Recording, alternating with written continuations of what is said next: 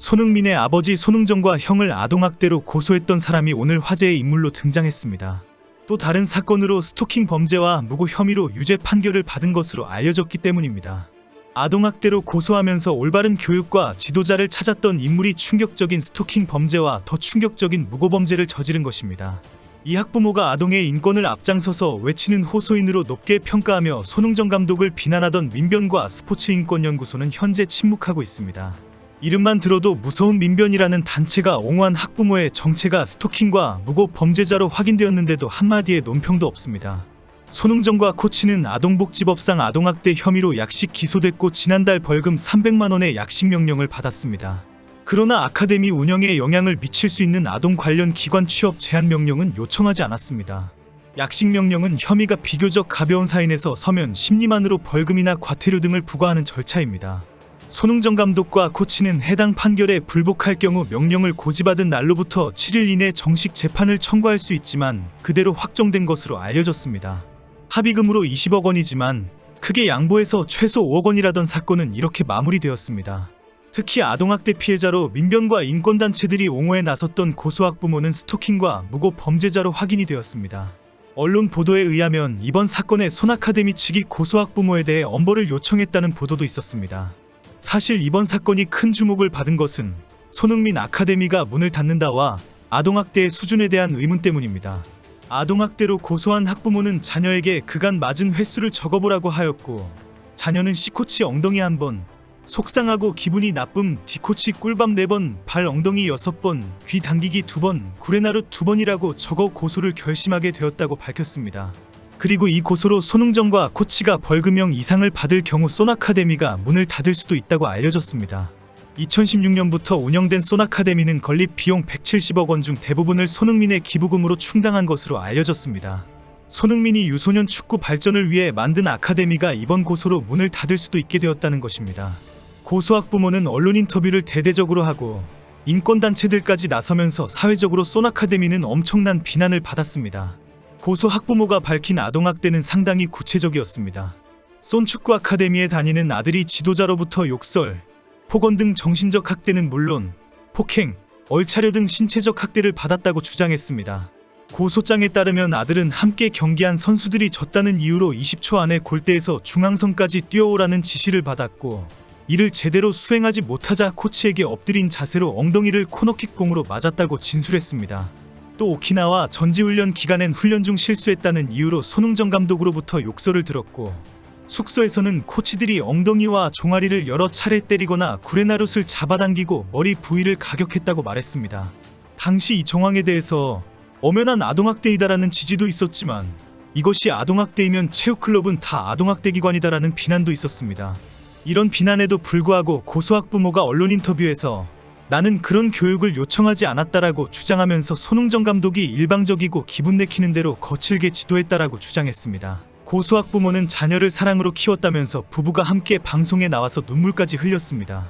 눈물까지 흘릴 정도로 사랑으로 자녀를 양육하는 아름다운 부모로 유명해졌습니다. 당시 인권단체들과 시민운동가들이 방송에 나와서 아동학대가 맞다라고 적극적으로 옹호했습니다. 그런데 그 아름답다던 고소학부모가 스토킹 범죄와 무고범죄로 유죄 판결을 받았습니다. 고소학부모는 지난 2016년 도박 혐의로 본인의 계좌가 압류될 위기에 처하자 갑자기 다른 사람에게 죄를 뒤집어 씌우기로 머리를 굴립니다. 지인 B씨의 계좌에 자금을 입금하는 방식으로 인터넷 도박을 합니다. 그리고는 갑자기 지인 B씨에게 속은 피해자 행세를 하기 위해 B씨를 고소합니다. 고소학부모는 B씨에게 계좌이체 등 방법으로 손해를 입었다는 허위 고소장을 제출합니다. 당연히 무고죄로 맞고소를 당하고 재판에 넘겨졌습니다. 그리고 또 다른 피해자에게는 2021년 11월부터 2022년 6월까지 103회에 걸쳐 SNS 메시지를 보내는 방식으로 스토킹한 혐의도 받고 있습니다. 경찰 조사 잘 받고 죄를 지었으면 벌 받아라 등의 SNS 메시지를 보낸 혐의로도 기소되었습니다. 1심 재판부는 피고인은 지속적 또는 반복적으로 피해자의 의사에 반해 정당한 이유 없이 정보통신망을 이용하여 글, 그림 등에 도달하게 해 피해자에게 불안감 또는 공포심을 일으키는 스토킹 행위를 했다고 판결 이유를 설명했습니다. 고소학부모는 이와 더불어 무고, 모욕, 정보통신망법상 명예훼손 등의 혐의에 대해서도 유죄 판결받았습니다.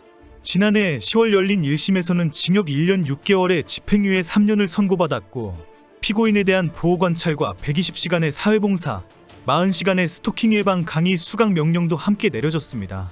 지난 15일에 있었던 항소심에서도 재판부는 피고인과 검사가 주장하는 양형 부당의 사유는 대부분 원심이 충분히 고려한 사정들로 보인다며 원심의 형이 지나치게 무겁거나 가벼워서 부당하다고 볼 수 없다고 밝혔습니다.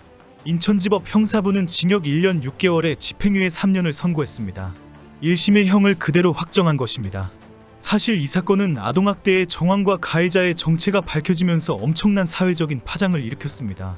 당시 사건이 처음 발생했을 때 손흥정 감독 측은 입장문을 통해 마음의 상처를 받은 아이와 그 가족분들께 깊은 사과의 뜻을 밝혔습니다.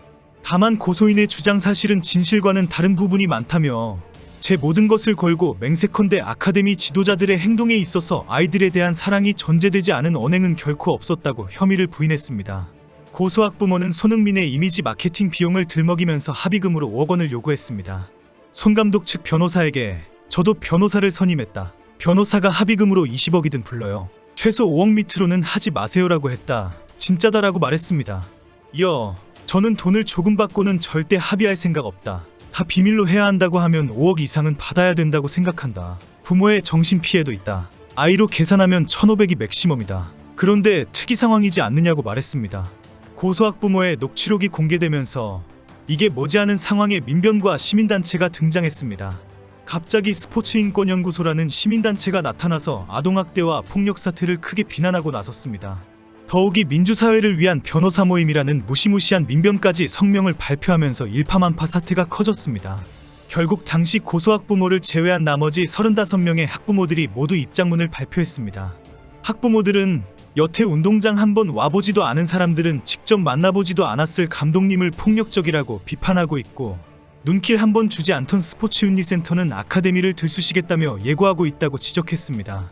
이들은 우린 감독님 체벌이 정당하다고 말하는 게 아니다. 당사자들은 정작 아무렇지 않게 지나간 일을 바깥 사람들이 각자 잣대로 마치 큰 범죄를 저지른 것처럼 구성원들을 피해자로 둔갑시키고 오히려 저희를 괴롭히는 것을 멈춰달라고 당부했습니다.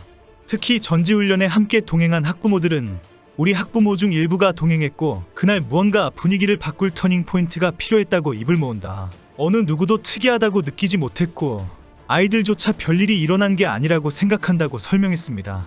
이제 와서 돌아보면 손흥민을 때려가면서 월드클래스로 만들었다고 밝힌 손흥정 감독의 사고방식도 문제이지만 고소 학부모의 행태는 정말 말도 안 되게 지나친 것이었습니다.